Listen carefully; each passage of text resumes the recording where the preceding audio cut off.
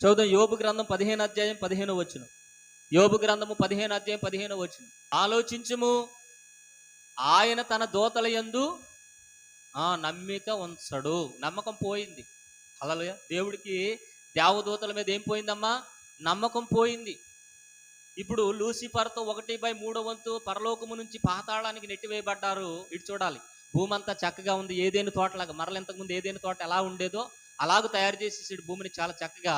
ఇప్పుడు భూమిని ఏలాలి, భూమిని పరిపాలన చేయాలి. ఎందుకు భూమిని ఏలాలి అని అంటే దేవుడి పని కొంత ఉంది, దేవుడి పని చేయాలి. కాబట్టి నమ్మకస్తులు కావాలి.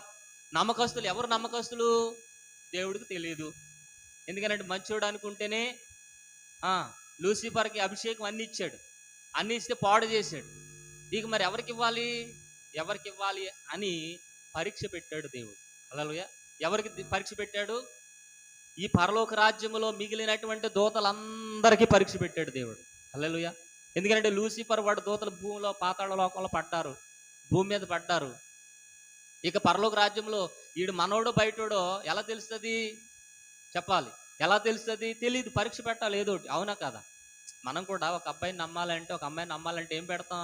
పరీక్ష పెడతాం.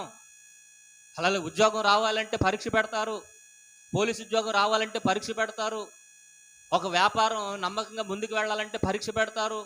హల్లెలూయా. పరీక్షలో నెగ్గాలి.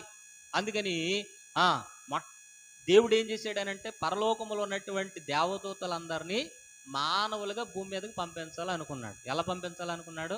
మానవులుగా ఒక్కొక్కళ్ళని భూమి మీదకి పంపించి పరీక్ష అయిపోయిన తర్వాత మళ్ళీ ఎక్కడ తీసుకెళ్ళిపోతాడు? పరలోక రాజ్యం తీసుకుని వెళ్ళిపోతాడు. అందుకని మొట్టమొదటిగా ఒక దేవదూతను పంపించాడు. ఆయనే ఆదాము గారు. హల్లెలూయా. ఎవరు?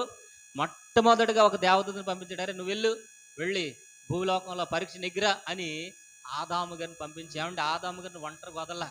ఆదాము గారితో పాటు ఎవరున్నారు? దేవుడు కూడా ఉన్నారు.